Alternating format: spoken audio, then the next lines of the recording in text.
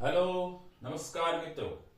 આજે પ્રકરણ 2 અપૂર્ણાંક અને દશાંશ સંખ્યા એમાં ભાગ બીજો. બરાબર છે. પહેલા ભાગમાં આપણે અડધું પ્રકરણ ચલાવ્યું હતું. આજે એ જ પ્રકરણમાં અડધો ભાગ બાકી છે, તો એના વિશે આપણે આજે અભ્યાસ કરીશું. એમાં પહેલા છે વ્યસ્ત સંખ્યા. વ્યસ્ત સંખ્યા કોને કહેવાય? આપણે આગળના પ્રકરણમાં શીખ્યા હતા, પણ આની અંદર મુદ્દો ફરી આવે છે એટલે આપણે પુનરાવર્તન કરી દઈએ. ધારો કે અહીંયા એક સંખ્યા લખી છે આપણે 3/4 ગુણ્યા 4/3. તો ગુણાકાર શું આવશે? એનું અંશનો ગુણાકાર અંશમાં કરીએ 3 ગુણ્યા 4 અને 4 ગુણ્યા 3, તો 4 તરી 12, 4 તરી 12 બરાબર. જવાબમાં શું આવે છે? 1. તો અહીંયા જોયું કે આ સંખ્યા અને આ સંખ્યાનો ગુણાકાર કરતા પરિણામ આપણને 1 મળે છે. તો આ બે સંખ્યાઓ એકબીજાની વ્યસ્ત કહેવાય. તો 3/4 ની વ્યસ્ત 4/3 અને 4/3 ની વ્યસ્ત આવે 3/4. ઓકે. બીજી સંખ્યા જોઈએ આપણે 6 ગુણ્યા 1/6. બરાબર છે. આના નીચે કશું નથી, આપણે એક સમજી લેવાનું. આનો જવાબ શું મળશે? 6 એકા 6, 6 એકા 6, તો 6/6 બરાબર 1. તો 6 નો વ્યસ્ત શું થાય? 1/6 અને 1/6 નો વ્યસ્ત 6 લખો તો પણ ચાલે અને 6/1 લખો તો પણ ચાલે. તો જે બે પૂર્ણાંક સંખ્યાનો ગુણાકાર કરતા પરિણામ 1 મળે તો એ બે સંખ્યાઓને એકબીજાની વ્યસ્ત સંખ્યા કહે છે. બરાબર છે. આ વાત થઈ વ્યસ્ત સંખ્યાની. કોઈ પણ સંખ્યા આપેલી હોય, બરાબર છે. ધારો કે ચલો 1 નો વ્યસ્ત, તો 1 નો વ્યસ્ત તો 1 ની આપણે કઈ સંખ્યા વડે ગુણશું તો પરિણામ 1 મળશે? તો ચોક્કસ ખબર પડી જાય 1 ગુણ્યા 1. -1 હોય તો -1 નો વ્યસ્ત શું થાય? તો અહીંયા -1. નિશાન આપણે બદલવાનું નથી. માઇનસ પ્લસ માઇનસ જે હોય રાખવાનું. 2/3 -2/3 નો વ્યસ્ત શું થશે? તો -m અને અંશનો છેદનો અંશ બનાવી દેવાનો છે 3/3. ઓકે. તો આ વાત થઈ વ્યસ્ત સંખ્યાની. એના પછીનો મુદ્દો આવે છે, બરાબર ધ્યાન આપજો, પરીક્ષામાં બહુ કામ લાગશે. એના પછીનો મુદ્દો છે ભાગાકાર. અપૂર્ણાંકનો ભાગાકાર કરવા માટે કયો મુદ્દો ધ્યાનમાં રાખવાનો છે?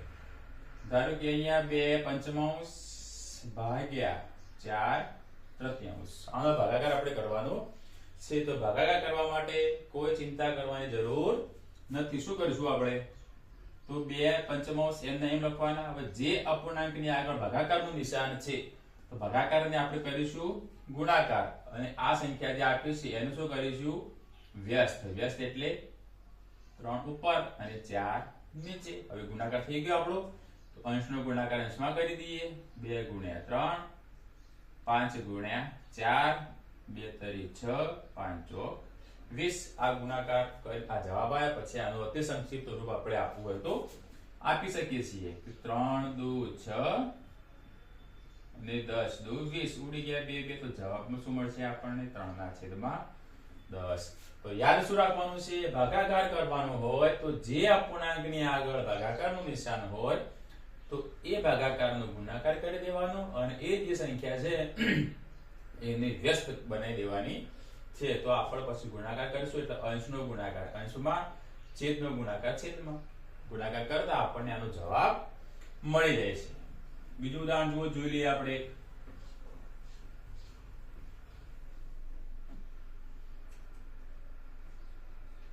બે સપ્તમાંશ ભાગ્યા 3/4. તો શું કરીશું? પહેલા આપણે ભાગાકારનું શું કરી દેવાનું? ગુણાકાર. તો ગુણાકાર કરી દીધો. હવે આ સંખ્યાનું શું કરીશું? વ્યસ્ત. તો 2 ઉપર જશે અને 3 નીચે આવશે. હવે અંશનો ગુણાકાર અંશમાં કરી દેવાનો, છેદનો ગુણાકાર છેદમાં. 2 દુ 4, 7 તરી 21. આવી ગયો આપણો જવાબ. આ વાત થઈ ભાગાકારની. ઓકે. ચલો હવે આગળ જોઈએ. હવે ભણવાનું છે આપણો મેન મુદ્દો જે બાકી હતો એ દશાંશ અપૂર્ણાંક એટલે દશાંશ સંખ્યા.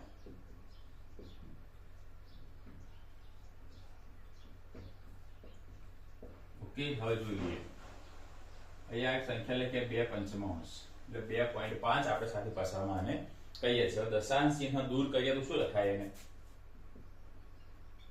25/10 બરાબર છે. 25/10 લખ્યા તો આ કઈ સંખ્યા કહેવાય? શુદ્ધ છે કે અશુદ્ધ અપૂર્ણાંક? આપણે કહેશું સાહેબ આ અશુદ્ધ અપૂર્ણાંક છે. કેમ કે અંશ મોટો છે તો એને શું કરીશું આપણે? 10 2 20 20 ને 5 25 તો 2.5 દશાંશ. તો આના શબ્દોમાં કેવી રીતે વંચાય? આને 25 દશાંશ પણ કહેવાય અથવા શું કહેશું આને 2.5 દશાંશ. એટલે કે જે સંખ્યા હોય એના છેદમાં 10 હોય, એના છેદમાં 100 હોય, એના છેદમાં 1000 હોય તો આ બધા દશાંશ અપૂર્ણાંક કહેશું. બરાબર છે. આને શું વાંચ્યું? 25 શતાંશ. આને શું વાંચીશું? 31 સહસ્ત્રાંશ. તો આ છે દશાંશ. 10 હોય, 100 હોય, 1000 હોય, 10,000 હોય તો આ બધા અપૂર્ણાંક શું કહેશું આપણે? છેદમાં 10 હોય તો પાછળ દશાંશ આવશે, શતાંશ આવશે અને સહસ્ત્રાંશ આવશે. બરાબર છે. હવે આ વાત કે દશાંશ અપૂર્ણાંકની આની અંદર વધારે માહિતી લઈએ આપણે.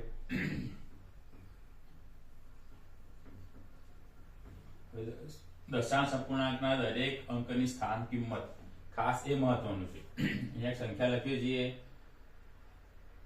235.718 તો આ 235 છે એ આપણને દેખાય છે.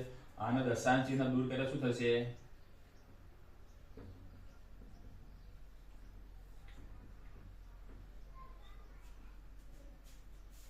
2,35,718/1000. ઓકે. હવે આનું સ્થાન કિંમત તો આને આપણે શું કહીએ સાદી ભાષામાં?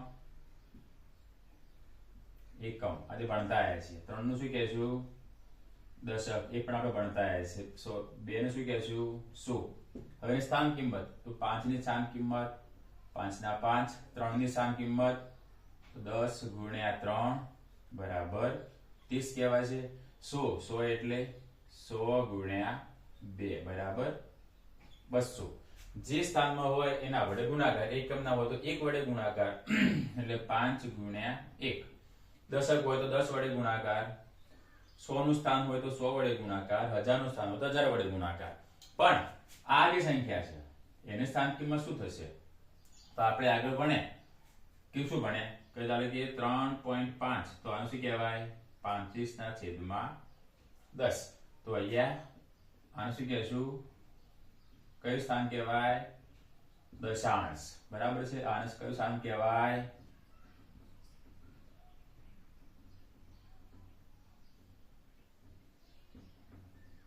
શતાંશ. અને આને કયું સ્થાન કહેશું?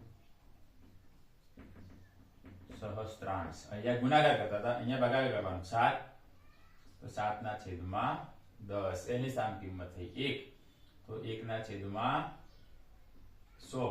8 તો 8/1000.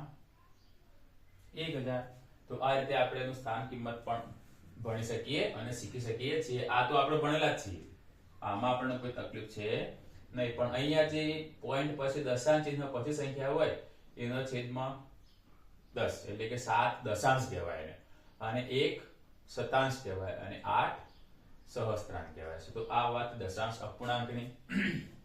હવે આના દાખલા જોઈએ દશાંશ અપૂર્ણાંકના.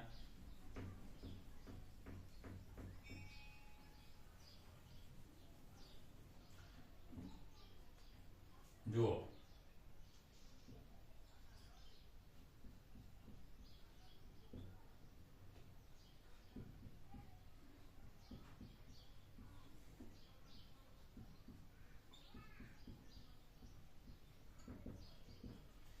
હવે આ સંખ્યા એમ નામ લખી દેવાની પહેલા તો. બરાબર છે. હવે એનો ગુણાકાર 10 વડે છે. યાદ રાખવાનું, ગુણાકારની અંદર દશાંશ અપૂર્ણાંકમાં ગુણાકાર કરવાનો હોય તો જ્યાં દશાંશ ચિહ્ન આપ્યું હોય ત્યાંથી 10 વડે ગુણાકાર હોય, 100 વડે ગુણાકાર, 1000 વડે ગુણાકાર હોય તો આપણું દશાંશ ચિહ્ન ત્યાંથી જમણે બાજુ ખસશે. કેટલા એકમ ખસે? 10 હોય તો 1 એકમ, તો અહીંયા 2 ને 4 ના વચ્ચે તો 4 અને 1 ના વચ્ચે આવી જશે દશાંશ ચિહ્ન, તો આ એનો ગુણાકાર થઈ ગયો. અહીંયા સંખ્યા કઈ છે આપણે 3118 છે, દશાંશ ચિહ્ન આપણે ક્યાં છે અહીંયા છે 3 અને 1 ની વચ્ચે. અહીંયા 100 ની અંદર 2 મીંડા છે, તો 2 એકમ જમણી બાજુ ખસવાનું, તો અહીંથી ખસીને 1 અને 2 એટલે અહીંયા આવશે દશાંશ ચિહ્ન ખાલી ખસવાનું છે, બધું કશું કરવાનું છે નહીં. અહીંયા સંખ્યા આપેલી છે 412, 3 એકમ ખસવાનું છે, અહીંયા 2 જ એકમ છે, તો વધારાના એકમ તરીકે આપણે 0 ઉમેરી શકીએ છીએ, તો 0 ઉમેરી દેવાનું. 412 થી 1 2 અને 3 એ દશાંશ ચિહ્ન લખો તો ચાલે, ના લખો તો પણ ચાલે. તો યાદ રાખો દશાંશ અપૂર્ણાંકની અંદર ગુણાકાર કરવાનો હોય તો 10 100 અને 1000 વડે ગુણાકાર થાય, તો જેના વડે ગુણાકાર હોય 10 હોય તો 1 એકમ જમણી બાજુ ખસવાનું, 100 હોય તો 2 એકમ જમણી બાજુ ખસવાનું, 1000 હોય તો 3 એકમ જમણી બાજુ ખસવાનું. એટલે ગુણાકારમાં શું કરવાનું છે, દશાંશ ચિહ્ન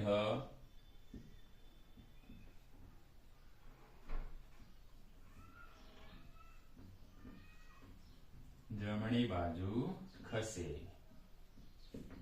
આ વાત થઈ દશાંશ ચિહ્નની. ક્યારે? ગુણાકારમાં. શેમાં? ગુણાકાર. આ વસ્તુ ખાસ યાદ રાખવાની છે. બરાબર, ગુણાકાર હોય દશાંશ ચિહ્ન જમણી બાજુ ખસે. આ રીતે કોઈ પણ રકમ આપેલી હોય તો આપણે ગુણાકાર કરીને જવાબ મેળવી શકીએ છીએ. હવે દશાંશ ચિહ્ન ગુણાકાર શીખ્યા, દશાંશ અપૂર્ણાંકમાં. હવે ભાગાકાર શીખીએ તો આપણને ખ્યાલ આવી જાય કે ગુણાકારમાં દશાંશ ચિહ્ન જમણી બાજુ ખસે, તો ભાગાકારમાં દશાંશ ચિહ્ન કઈ બાજુ ખસશે? તો ભાગાકાર જોઈ લઈએ આપણે હવે એના.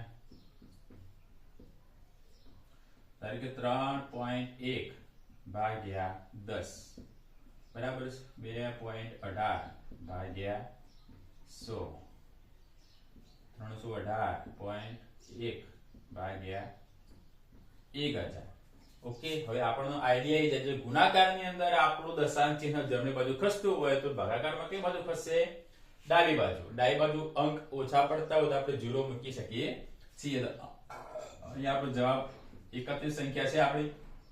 ડાબી બાજુ ખસતું તો અહીં દશાંશ ક્યાં છે? અહીંયા 3 આગળ આવી જશે. અહીંયા કશું ના હોય આગળ આપણે 0 લખી શકીએ છીએ. 218 છે, દશાંશ ચિહ્ન આપણું અહીંયા છે. અહીંથી કેટલા એકમ? 2 એકમ. 2 એકમ ખસવા માટે શું કરશું? તો અહીંયા અને આગળ તો 2 એકમ બનાવવા પડશે આપણે, પછી પોઈન્ટ અને પછી 0. તો જ્યાં 2 એકમ ખસે આપણે અહીંયા 1 એકમ ખસે. હવે આ સંખ્યા છે 318.1 એટલે બરાબર છે. આ આપણી સંખ્યા છે. દશાંશ ચિહ્ન કે બાજુ ખસવાનું છે? 3 એકમ. કેટલા બાજુ? ડાબી બાજુ. તો અહીંયા 3 એકમ આગળ આપેલા જ છે. તો ભાગાકારમાં શું થશે? 10 ભાગાકારમાં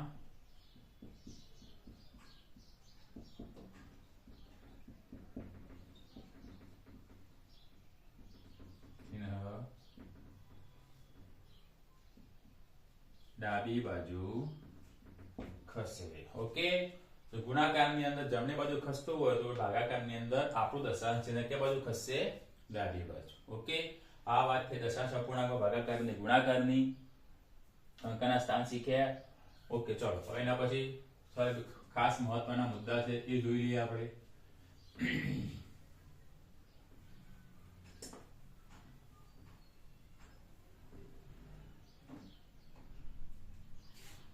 પહેલો મુદ્દો છે અપૂર્ણાંક ગુણ્યા ભાગ્યા પૂર્ણાંક. શું કહો? અપૂર્ણાંક એટલે કોઈ પણ ઉદાહરણ લઈ લઈએ. 3/5 ભાગ્યા 4 બરાબર છે. એટલે અપૂર્ણાંક સંખ્યાનો ભાગાકાર પૂર્ણાંક સંખ્યા સાથે. તો આમાં શું કરીશું આપણે? તો શું કરવાનું છે? નહીં, 3/5 ભાગાકાર શું કરવાનું? ગુણાકાર. અને 4 ના કરવાના વ્યસ્ત. તો શું થશે? વ્યસ્ત 1/4. હવે અંશનો ગુણાકાર અંશમાં 3 × 3, 5 નો ગુણાકાર 4 એટલે 5 ચોક 20. તો અપૂર્ણાંક સંખ્યાનો પૂર્ણાંક સંખ્યા સાથે ભાગાકાર કરવાનો હોય તો જે પૂર્ણાંક સંખ્યાની આગળ ભાગાકારનું નિશાન આપ્યું હોય તો ભાગાકારનો ગુણાકાર કરી અને જે પણ સંખ્યા છે એનો વ્યસ્ત બનાવી દેવાનો. બીજો મુદ્દો છે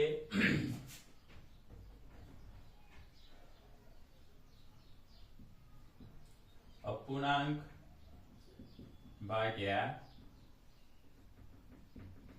અપૂર્ણાંક. 2/4 ભાગ્યા 5/3.